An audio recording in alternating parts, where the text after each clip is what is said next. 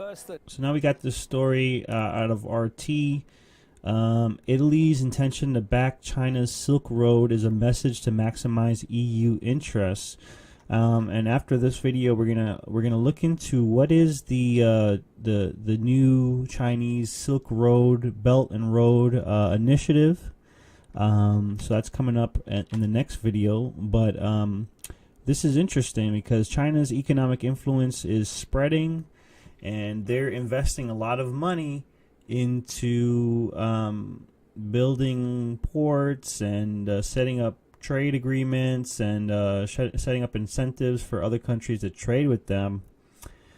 China is heavy, their economic system is heavily Keynesian when it comes to their mythology. Yes, it's communist, and I think the two ideas kind of intertwined. Keynesianism is when you're spending, the government spends money in order to improve the economy. So I think China is just creating a huge bubble for itself by building all this infrastructure, and you've probably heard of the Chinese ghost cities. Like, they've created whole cities that no one even occupies. China is constantly on the move. It's estimated that in the next decade, 350 million people will leave the land for the city. It is the largest population movement in human history, and it's leading to the rise of the megacity.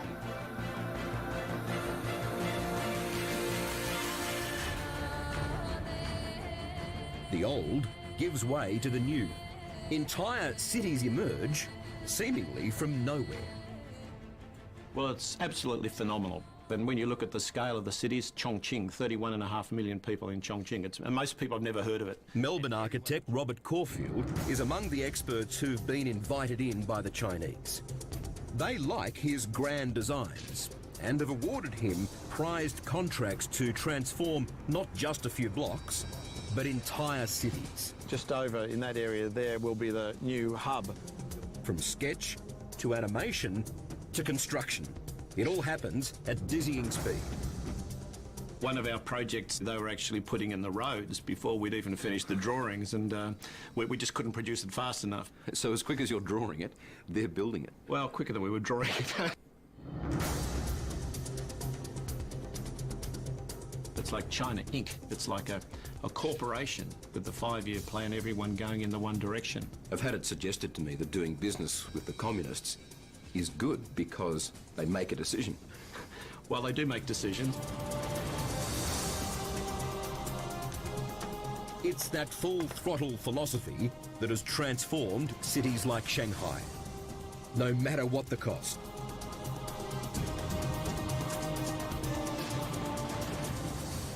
This is a common sight on old buildings. And I would like to visit China one of these days, but I wouldn't be too excited to visit their cities, considering that, their environmental standards are pretty shit and there's smog in a lot of the cities. But I actually dated a Chinese girl who said that there's a couple of cities that are pretty environmentally friendly. They got like bike lanes everywhere, trees everywhere. So hopefully one of these days I get a chance to visit China. But I'm more interested in looking at the countryside. Like, I've seen some crazy natural caves and all kind of natural formations, really cool stuff. These red painted characters, translated, mean to be demolished. It won't be long before this block becomes another skyscraper.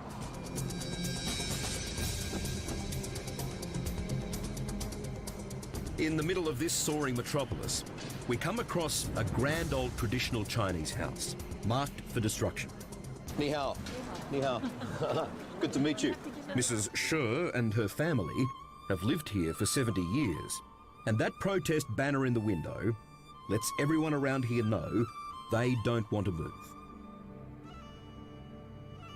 So let me understand this. Let's have a look at your neighbours. One big high-rise there.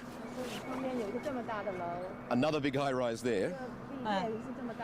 And your house right in the middle, but you don't want to move. No, they're asking us to leave, but we will never be willing to do so. Mrs. Scher's not alone in trying to hold her ground. Have a look at what happens when people like her refuse to budge. The developers just What? build around them. Are you No kidding matter me? how absurd the lengths or depths they have to go to. What? There's no time to dispute, no lodging a building complaint with council. Whoa, Philippines. what the hell? Yo! That's fucked up, dude. Wow. They just fucking cut around it, bro. Wow. I'm surprised they don't just kick them out and fucking... Because technically...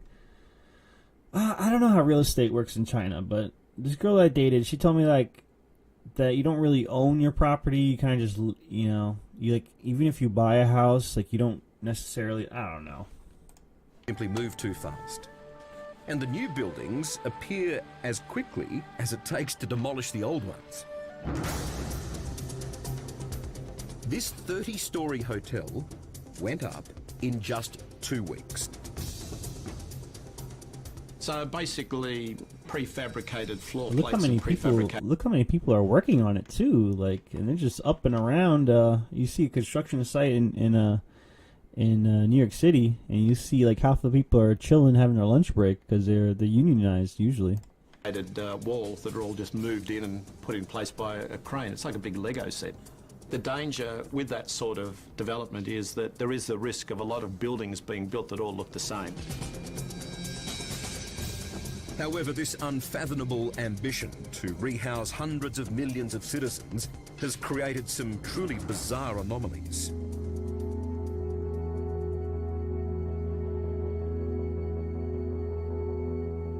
Have you ever wondered what it might be like if you were the last person on Earth?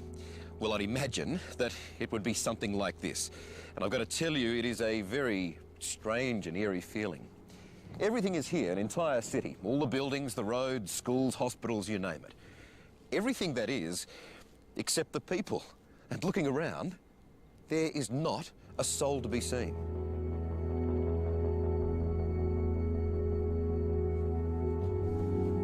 And this is a good example of the waste that communism creates. They just build a bunch of shit that, you know, like they'll build a bridge to nowhere. And look at this, you got like electricity still running through here, being wasted. It's such waste. And there's like a lot of graphs that'll show you the environmental. You know, this is an example of the sea getting dried up. Like there's different. Well, anyways, there's plenty of documentation of this. You can check it out for yourself. Just research communism and environment or environmental impact, and you'll see like Stalin fucked up a lot of the land in the Soviet Union, and China. Mao fucked up a lot of land, and they continue to fuck up a lot of land. I mean, it's you know, what's how could it be a good thing if you're creating a whole city for nothing? There's no use to it. So I think they're creating the ghost cities to keep their economy going, like artificially. You know, keep the construction guys in business, and you know, they're creating a huge bubble, I think. This is a new city called Lingang, an hour's drive from Shanghai, built for nearly 1 million people.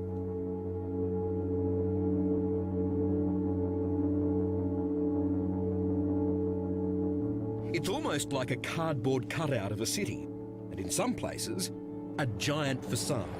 Rows of vacant shops, restaurants and office buildings waiting for customers, diners and workers. What's crazy is that they furnish these buildings. Like, you've got the seats, the pillows. You even got the little knickknacks on the on the counter. Probably to, you know, get your toothpick or whatever. And office buildings waiting for customers, diners and workers.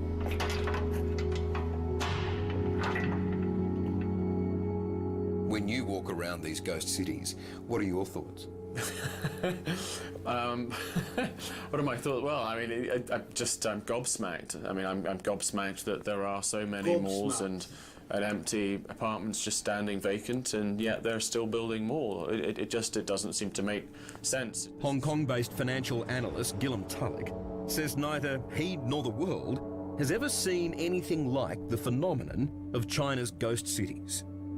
They've constructed huge residential areas with shopping malls, etc., and no one's moved in to live in them. Just because you build it doesn't mean they'll come. Clearly, they're not coming. No, I mean, 700 million people in China live on less than $2 a day. They simply can't afford these. And that's why these apartments are sitting empty, because there's no one who can afford to live in them. And we've definitely talked about the living situation in China. I remember looking at this video on Sunday Morning Show that showed people living in cages, like a 6-foot by 4-foot cage that they would literally that's what they would be paying rent on, and you'd have people stacked up on each other in these cages. So instead of helping those people move to these new cities, you know, subsidizing the rent, maybe making it cheaper or something like that for them, they're letting them be cramped up in these crappy tenement buildings, and it doesn't make sense. It's not just residential developments. Sprawling commercial districts also lie empty. This is Yujiapu, New City, hyped to become China's Manhattan. In fact, challenging New York as the world's biggest financial district. But on our bitterly cold journey, we find it is utterly devoid of any sign of life.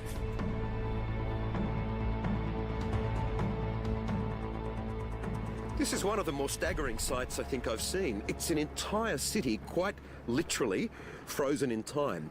Now, only 6 months ago, construction on this massive project was in full swing. But now, it's all at a standstill. I can count at least 30 skyscrapers over there where the work has completely stopped. Officially, they say that this project is just on hold.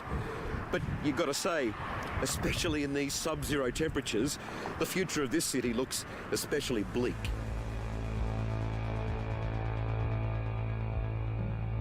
This is the largest property bubble that has ever been.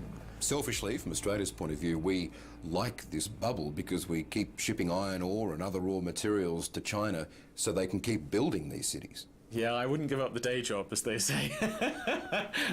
And I mean, I'd be very nervous, because if the bubble does burst, then you simply have to follow the supply chain, and the supply chain ends up in Australia.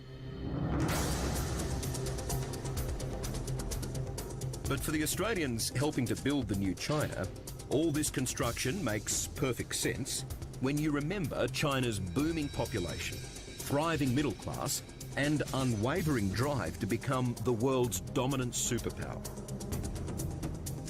Well, it's absolutely phenomenal, because there's somewhere between 400 and 500 million people still living in what the Chinese government considers to be inadequate accommodation. So they're going hell for leather to build this accommodation. 400 to 500 million people. I mean, it's hard to get your head around it. They're staggering, you know. That's more than the official population of the United States. The official population is around 350 million. It's probably closer to 400, 500 by now, I would say, because they've been saying that for like the past 10 years. But yeah, that's an America's worth of people living in inadequate housing, and by China standards, there's probably those little cages that you get that I mentioned, that we talked about in a previous episode. Architect Robert Caulfield has been commissioned to redesign a vast area of the historic city of Nanjing. And the journey there is a reminder of why China's megacities work. They're connected by 10,000 kilometres of high-speed train lines. Have a look at the speed now. 303 kilometres an hour. And accelerating. Imagine one of these running between Sydney and Melbourne. Oh, blink and you'd be there. Yeah, that's right.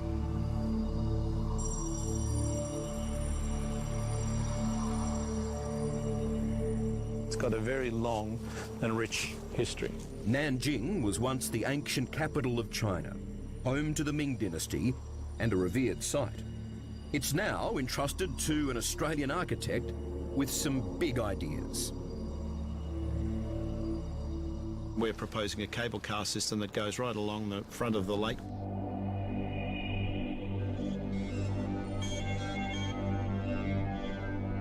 Caulfield also has approved plans for a futuristic project in the city centre. Well, what we've got here, Michael, is that just over in that area there will be the new hub building, and there's a high-speed rail that goes actually through these buildings here, and this goes for about 5 kilometres down this road, and there'll be a number of high-rise factories in this area.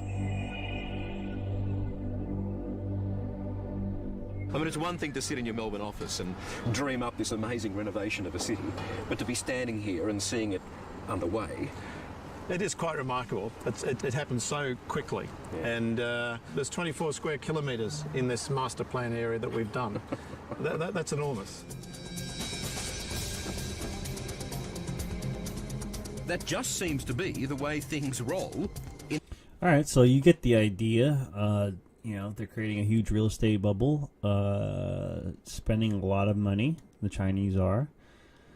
And who knows if that'll work for them in the long run. I mean, at the end of the day, they buy a lot of American real estate, a lot of American properties. A lot of people say Hollywood is pretty much owned by China now. And you see a lot of movies kind of promote, you know, Chinese excellence and things like that. Like I didn't watch The Martian, but I heard The Martian. The story involved like China being the superpower, sending Matt Damon to space or whatever.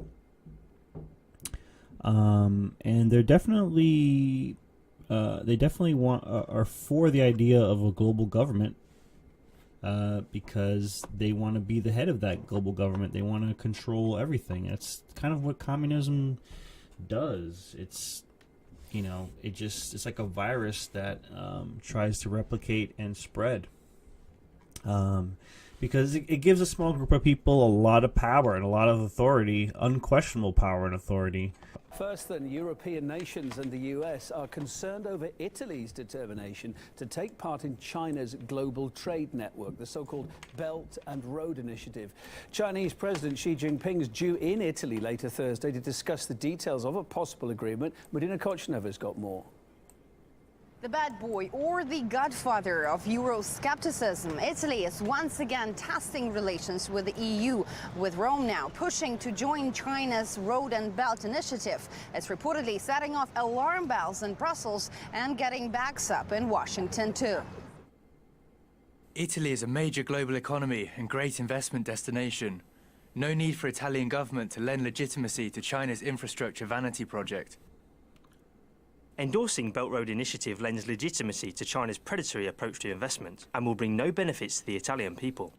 Italy could become the first member of the so-called Group of Seven, the most powerful nations to join China's ambitious plan to boost connectivity between Asia, Europe, and Africa. I forget that Italy is part of the Group of Seven.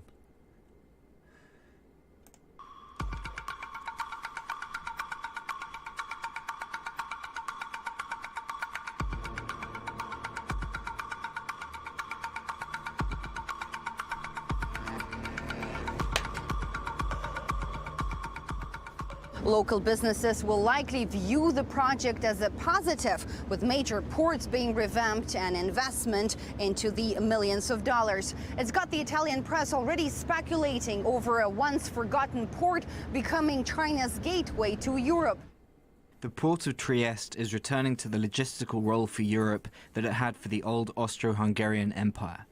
Business opportunities aside, the Italian Prime Minister will be forced to explain his decision. The outline of the Belt and Road Memorandum between Italy and China is primarily economic and commercial. It does not put into question our European and Atlantic position. It does not put our national interests at risk, and it is on the same page as European strategy. His cabinet echoes those words, saying that the deal would be non-binding and would just represent the initial framework, everything to calm their European partners who have labeled Beijing a systemic rival, especially allies on the other side of the Atlantic.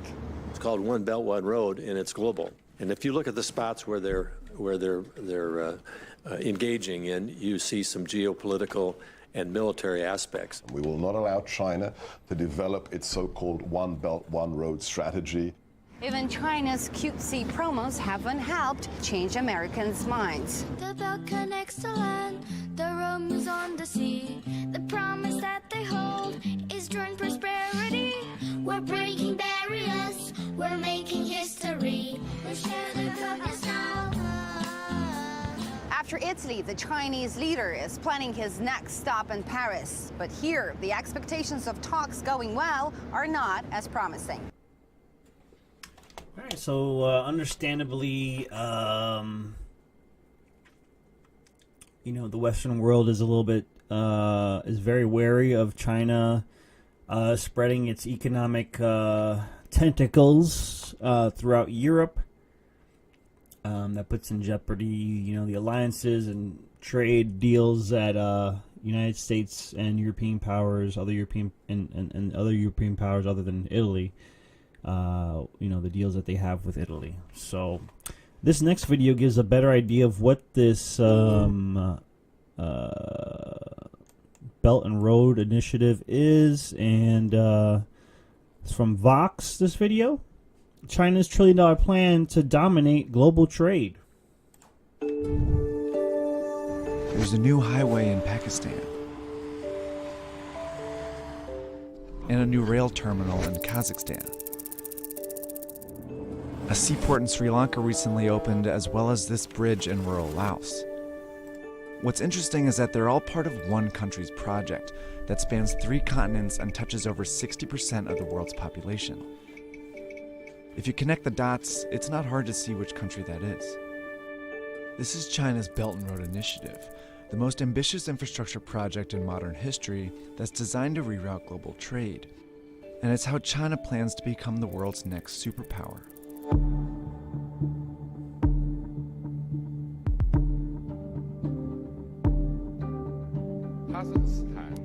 Kazakhstan. It's 2013, and Chinese President Xi Jinping is giving a speech in Kazakhstan, where he mentions the ancient Silk Road, a network of trade routes that spread goods, ideas, and culture across Europe, the Middle East, and China as far back as 200 BC. He then says, "We should take an innovative approach and jointly build an economic belt along the Silk Road." A month later, Xi is in Indonesia. The two sides should work together to build up a new maritime road in the 21st century. These two phrases were the first mentions of Xi's legacy project, the multi-trillion-dollar Belt and Road Initiative, or BRI. They're also the two components of the plan. There's an overland economic belt of 6 corridors that serve as new routes to get goods in and out of China, like this railroad connecting China to London, and these gas pipelines from the Caspian Sea to China, and a high-speed train network in Southeast Asia. Then there's the Maritime Silk Road, a chain of seaports stretching from the South China Sea to Africa that also directs trade to and from China. The BRI also includes oil refineries, industrial parks, power plants, mines, and fiber optic networks, all designed to make it easier for the world to trade with China. So far, over 60 countries have reportedly signed agreements for these projects. And the list is growing because China promotes it as a win-win for everyone. Take, for example, the BRI's flagship project, Pakistan. Like many countries in Central and South Asia, Pakistan has a stagnant economy and a corruption problem. It wasn't a popular place for foreign investment, that is until China came along. In 2001, China offered to build a brand new port in the small fishing town of Gwadar. By 2018, the port, as well as a highway and railway networks, became a $62 billion corridor within the BRI. It's where the economic belt meets the Maritime Silk Road, and it seemed to benefit both countries. Pakistan saw its highest GDP growth in 8 years and forged a tight relationship with a major world power. China, on the other hand, secured a new alternative route for goods, especially oil and gas from the Middle East. Through projects like these, it also found a way to boost its economy. Chinese construction companies that had fewer opportunities within their own country saw a huge boost from BRI contracts. 7 out of the 10 biggest construction firms in the world are now Chinese. What tips the balance in China's favor even more is a requirement that it be involved in building these projects. In Pakistan, for example, Chinese workers have directly built projects like this highway here, and a Chinese firm has worked with locals on a railway here in Serbia. China's involvement is one of its very few demands, and that's set these deals apart so far. See, typically, to get investment from the West, countries have to meet strict ethical standards. But China's offered billions of dollars, mostly in loans, with far fewer conditions. So it's no surprise the BRI has been a big hit with the less democratic countries in the region. China has signed agreements with authoritarian governments, military regimes, and some of the most corrupt countries in the world. It's even affiliated with Afghanistan, Ukraine, Yemen, and Iraq, all currently splintered by conflict. Because of China's willingness to loan money to unreliable countries, many experts have called the BRI a risky plan. Eventually, these countries will have to pay China back, but corruption and conflict make that payback unlikely. A recent report found that many of the countries indebted to China are very vulnerable, including 8 that are at high risk of being unable to pay. So why does China keep lending? Because there's more to the BRI than just economics. In Sri Lanka, China loaned about $1.5 billion for a new deepwater port. It was a key stop on the Maritime Silk Road. By 2017, it was clear Sri Lanka couldn't pay back the loan, so instead they gave China control of the port as part of a 99-year lease. China also controls the strategic port in Pakistan, where it has a 40-year lease. It's pushing for a similar agreement in Myanmar, and it just opened an actual Chinese naval base in Djibouti. These are all signs of what's been called the string of pearls theory. It predicts that China is trying to establish a string of naval bases in the Indian Ocean that will allow it to station ships and guard shipping routes that move through the region. So while China's not getting its money back, it's still achieving some very important strategic goals. China's growing influence challenges the status of the US, which has been the world's lone superpower for the last several decades. But isolation is trending in the US, meaning that they are investing less and therefore losing influence around. I like how they included Canada. It's like, bro, you said America, bro. We're right here. Why you got all this right here?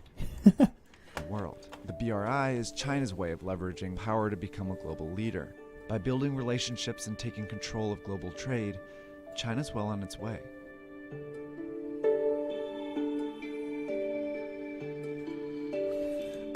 Yeah, so so that just shows how, just another aspect of China trying to achieve global hegemony. They've got military expansion in the Pacific, and they've got economic expansion throughout Asia and into Europe and throughout the Middle East. It's kind of just like they're operating as far as these foreign deals along the same lines as the World Bank and the IMF. What they do is they lend a bunch of money to countries they know can't pay back, and then the countries are indebted to them forever, basically. That's happening in a lot of different countries, that especially like in Africa, where you get like these corrupt warlords running the countries, and they'll take whatever money they can get because they don't give a shit about the country. They give a shit about themselves only. So while they're getting rich, they're giving up ownership to land rights and mineral rights and oil rights to China and other foreign countries. And that's how they stay, basically neocolonialized, except mostly through economic means, not military means or anything like that. But they're still pretty much colonies because they're beholden to the people that they owe money to.